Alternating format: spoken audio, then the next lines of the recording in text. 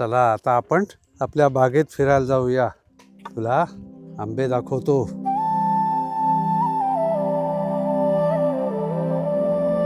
आता आपण मोठ्या कलमांच्या बागेत जायचं, जिथे आंबे लागलेले तुला दिसतील.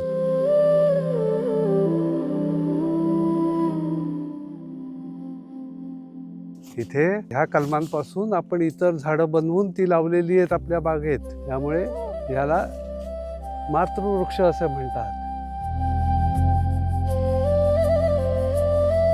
म्हणजे आमचा आंब्याचा धंदा हा जवळजवळ 1940 पासून आहे. म्हणजे माझे वडील, माझे काका पूर्वी बोटीने आंबे गावातनं नेऊन मुंबईत विकायचे.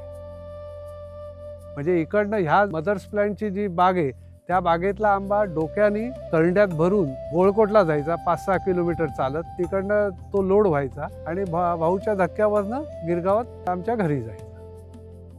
मी नोकरी करत होतो 2005 साली. तेव्हा सो आम्ही आंबा आणून विकायला लागला.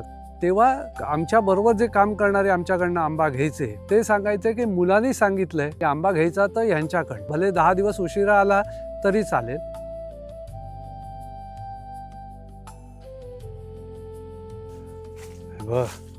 ही फळमाशी असते जी याला चावते आंब्याला, आणि नंतर त्याच्यात आंबा पिकला की कीड तयार होते. म्हणून असे लावलेले असतात ट्रॅप्स. कळलं? सापळे म्हणतात त्याला मराठीत. तर त्याच्यात ती अडकते अशी. आंबा खराब होतो ना, म्हणून ते करायला लागतं सगळं. तुम्ही जर AI तंत्रज्ञानाची मदत घेतली तर तुम्हाला तुमच्या बागेत हा रोग, आता ही फंगस येते, ही तुम्हाला इन्फॉर्मेशन मिळते. आणि ही फवारणी करा किंवा हे पाणी आत्ता द्यायची जरुरी नाही आहे, उद्या द्या, परवा द्या. एवढं, कारण जमिनीतली मॉइश्चर कंटेंट चेक केलं जातं, म्हणजे सेन्स केलं जातं कुठचा कीटक आहे. आणि तो रिस्पॉन्स तुम्हाला मोबाईलवरती मिळू शकतो की तुमच्या बागेत ह्या ट्रॅपवरती आत्ता हे असे कीटक आहेत. म्हणजे तुम्हाला सकाळ व्हायच्या आधी तुम्हाला रात्री कुठचे कीटक माझ्या ह्याच्यात आहेत हे कळतं आणि त्याप्रमाणे तुम्ही ॲक्शन घेऊ शकता.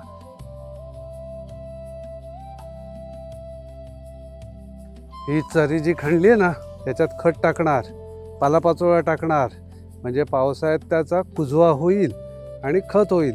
खत म्हणजे तू कशी मम्मम करतोस तशी झाडाला मम्मम पाहिजे ना, म्हणून. आणि नंतर पावसाळ्यात आपण काय करतो, जीवामृत बनवतो ना. गाईचं शेण, गाईचं गोमूत्र आणतो आणि त्याच्यापासून जीवामृत आणि ते टाकतो त्याच्यात.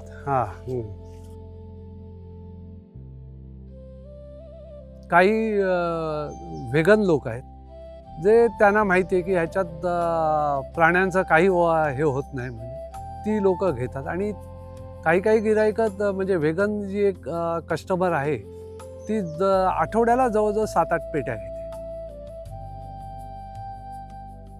हापूस आंबा स्वादासाठी, असा स्वाद तुम्हाला कुठच्याही आंब्याला, तुम्ही प्रत्येक आंबा कापून बघा, केशर, रत्ना, दशहरी रूममध्ये ठेवा, त्या रूमच्या बाहेर आल्यावरती तुम्हाला वास येणार नाही. हापूस आंबा तुम्ही किचनमध्ये फोडा, हॉलमध्ये बसा, तुम्हाला वास आल्याशिवाय राहणार नाही. व्हाईट स्पॉन्जी टिश्यू आहे, हा बाहेरून कळणं खूप कठीण होतं. त्यामुळे आम्ही सगळ्या कस्टमरला सांगतो की तुमचा आंबा जर खराब निघाला तर आम्ही आहोत. म्हणजे तुम्ही आंबा घेतलात, आम्हाला पैसे दिलेत म्हणजे आम्ही बाजूला झालो असं नाही. तुम्ही सांगा, आम्हाला पुढच्या ऑर्डरमध्ये तुमची तेवढ्या आंब्यांची रिप्लेसमेंट ही होऊन जाते. त्यामुळे आम्ही सांगतो की केतकरांकडचाच आंबा घ्या, कारण तुम्हाला 100% सॅटिस्फॅक्शन मिळेल ह्याची खात्री आम्ही घेत असतो. पण हापूसला जो स्वाद आहे तो स्वाद दुसऱ्या आंब्याला नाही. म्हणजे तुम्ही आत्ताही आम्ही सांगतो, आमचा आंबा, कच्चा आंबा तुम्ही घरी न्या, फक्त आंब्याचा बॉक्स उघडा, आंबा कच्चा असला तरी तो उघडा, तुम्हाला तुमच्या ब्लॉकमध्ये दुसऱ्या खोलीत वास गेला पाहिजे. आणि जर आंबा पिकलेला तुम्ही कापलात तर कापता क्षणी तुमच्या सगळ्या रूम्समध्ये, जर AC नसतील तर सगळ्या रूम्समध्ये वास जायला पाहिजे. आणि त्या एकाच गोष्टीमुळे हापूस आंब्याला फार डिमांड आहे. स्वाद हा एकच आन्सर आहे.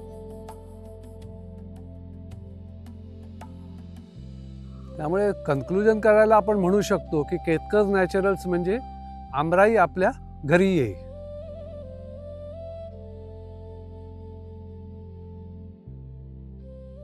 आता तुझी काठी मी, नंतर माझी काठी तू. चल.